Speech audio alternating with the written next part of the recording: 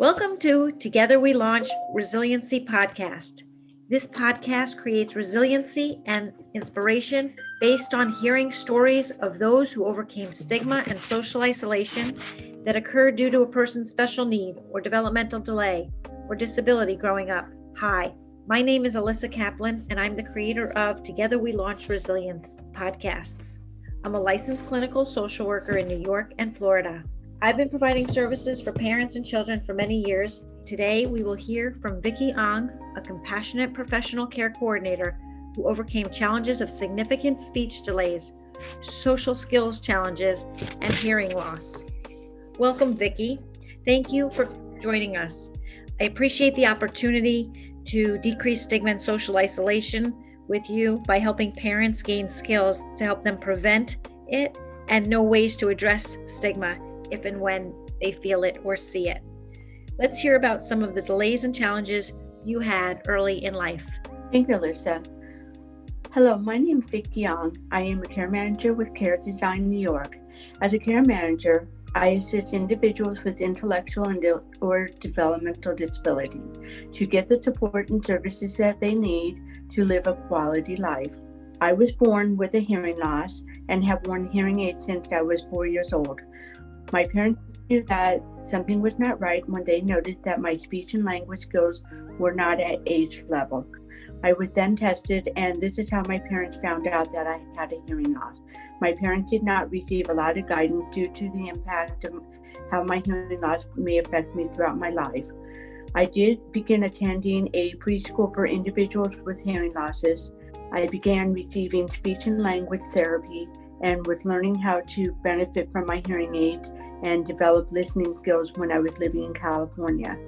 My family and I then moved to Omaha, Nebraska because my father was in the Air Force. I continued in special education for those with hearing losses for my kindergarten and first grade years. At this time, I was frustrated and I was not enjoying the special education classes. I became frustrated and I was not learning the basic academic skills that I noticed my brothers were learning. Your challenges really had a big impact on your education. So do you want to talk anything more about that? My parents decided to take me out of special education and try out general education.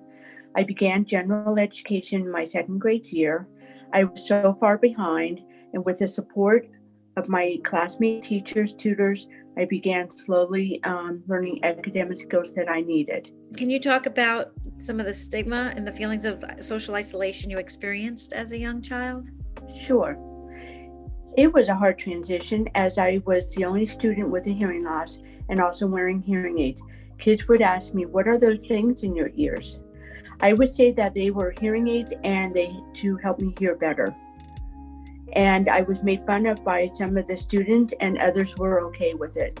I sounded different when I spoke, as I did not speak as clearly as other students, and they would say, "Why do you sound so strange when you speak?" I continued to receive speech therapy throughout my school years, and my speech and language skills continued to improve. I continued my education in middle school as it was not available or my parents did not have any knowledge of this. Those are excellent examples of stigma and social isolation that your challenge gave you while you were growing up and the impact that it had on you and how others treated you. Can you speak more about those challenges? I'd like to share a little bit about an experience with a speech therapist in middle school. When I was in 7th grade, I did meet with a speech therapist for the first time. The therapist treated me as though I was dumb and slow. I asked why was she speaking in such manner. She stated that she spoke with intellectual and developmental individuals this way. I was dumbfounded by this. I told her that I would never come back for therapy with her personally because of the way she spoke and spoke down about people of other type of differences. I never went back. Wow. It was very resilient of you to have to deal with those challenges. And I understand you went on to get your master's degree. I did have problems maintaining friendship throughout my school years because the children would find me annoying after a while and began talking behind my back. This was hard to deal with. I did have a few friends throughout my school years, and Some of them saw me for who I was and enjoyed my company. I continued to struggle socially, and as I got older, some of my friends would notice some of the simple social cues, such as I was a gullible person trying to please other people instead of learning to be myself. I did not know how to advocate for myself or learn to be proud of who I was. I did continue on to college. I did well academically, as I did receive the support with the help of teachers, classmates, and tutors. At this time, I was learning how to advocate for myself and for support that I would benefit from.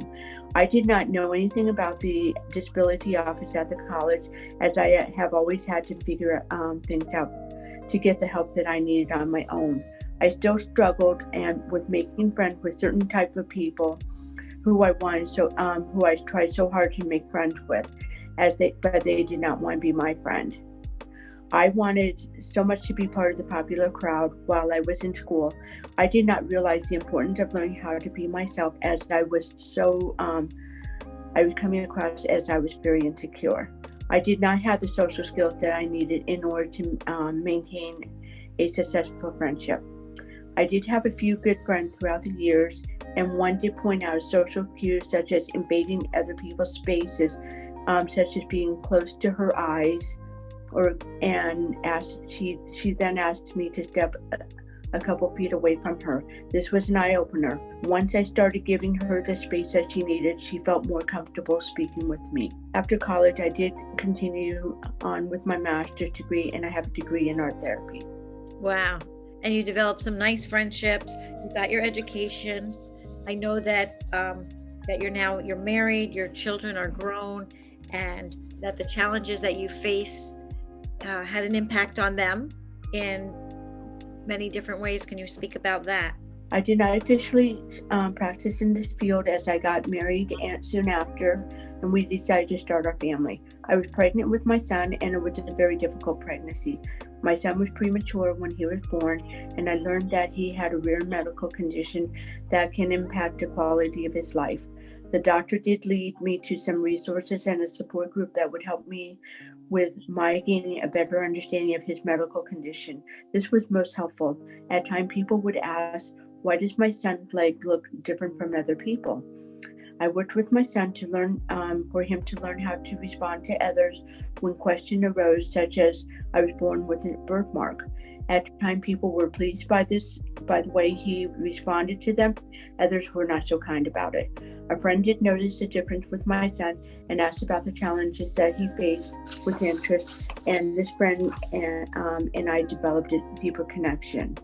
This friend introduced her son to my son, and they soon became friends, as her son looked out for my son to ensure that he was okay.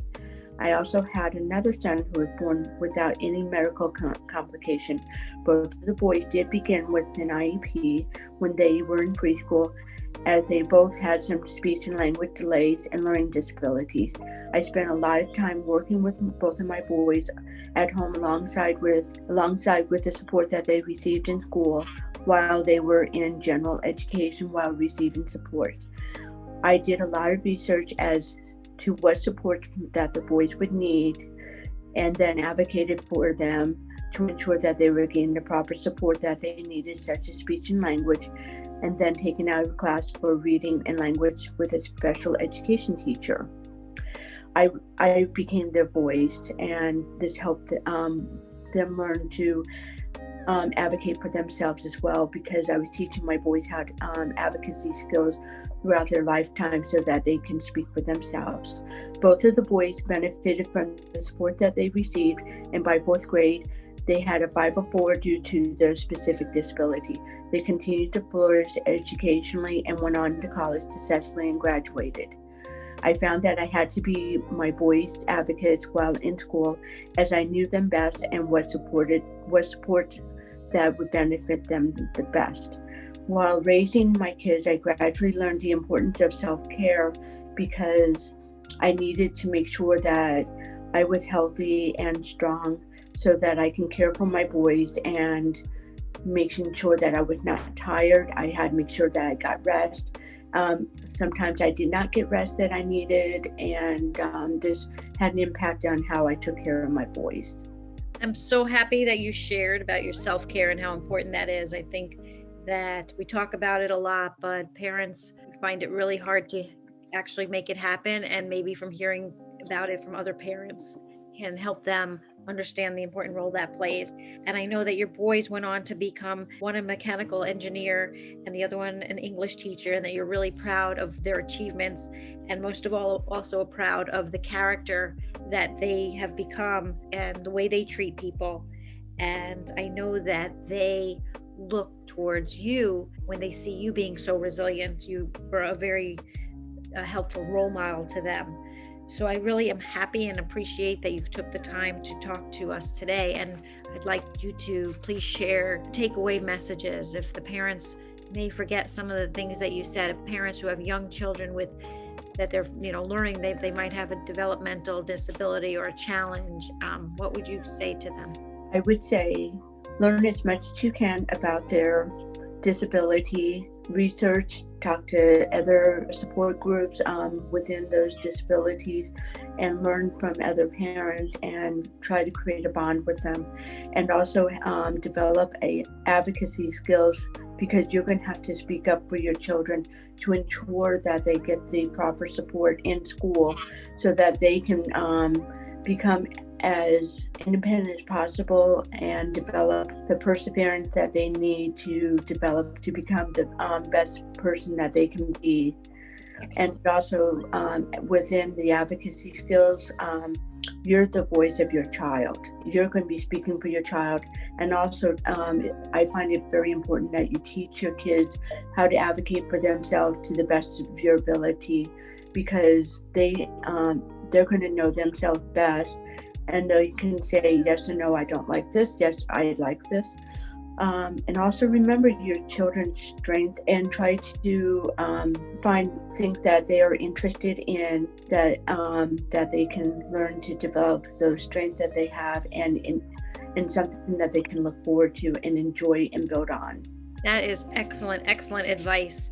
Really appreciate it. And those takeaways should definitely be taken to heart, because oftentimes an IEP might point out some of the challenges kids have, but it's really important that parents take away this from Together We Launch Resiliency Podcast, which is nothing measures potential. And that is the message that we will continue to send. And we appreciate your time. And I hope parents enjoyed hearing the podcast, and we will have more. Thank you so much, Vicki. Thank you, Alyssa. I appreciate it. Thank you.